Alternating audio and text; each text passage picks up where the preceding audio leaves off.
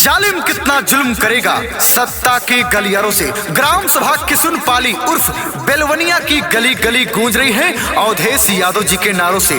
तो भाइयों बहनों याद रखिए, इस बार किसी के झांसे किसी के बहकावे में नहीं आना है, पिछली बार वाली गलती नहीं दोहराना है। अपना प्रधान सिर्फ और सिर्फ अवधेश यादव को बनाना है।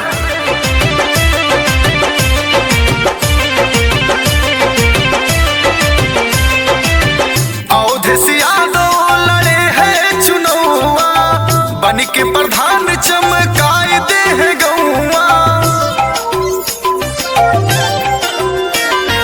अवधेश यादव लड़े हैं चुनौआ, बन के प्रधान चमकाए दे है गौआ। मांगता रे वोट घूमे घूमे पूरा गौआ में, मांगता रे वोट घूमे घूमे पूरा गौआ में।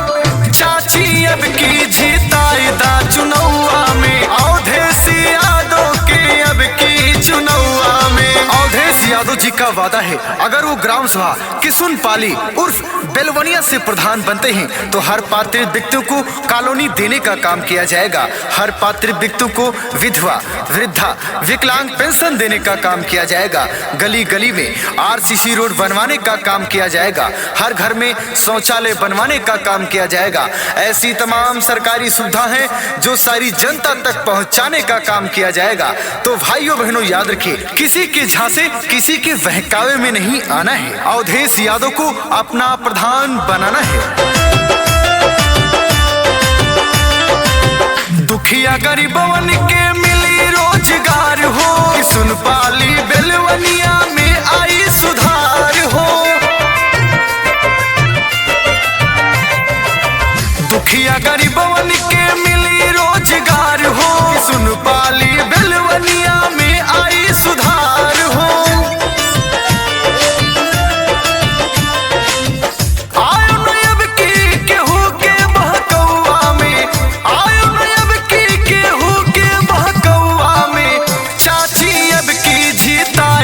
चुनौआ में अवधेश यादव के अब की चुनौआ में। दादा ने ठाना है, दादी ने ठाना है, माताओं ने ठाना है, बहनों ने ठाना है, इस बार भूल नहीं जाना है, पिछली बार वाली गलती नहीं दोहराना है।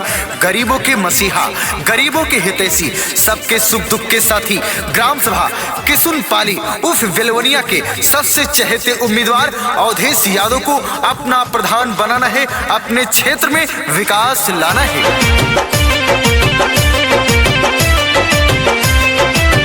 आप करेंगे समर्थन हमारा, हम लेके आएंगे परिवर्तन सारा। आप करेंगे समर्थन हमारा, हम लेके आएंगे परिवर्तन सारा। सगर विरोधी उड़ जाए है अब की हवा में, सगर विरोधी उड़ जाए है अब की हवा में।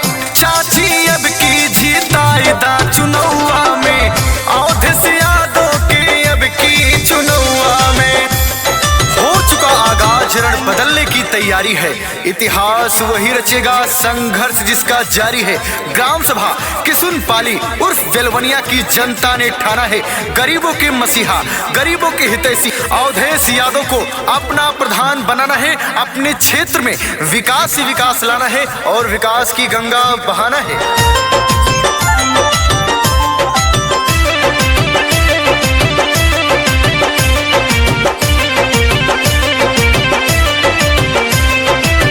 गली गली बिजली पानी सड़क बनवाएंगे, सरकारी सुविधा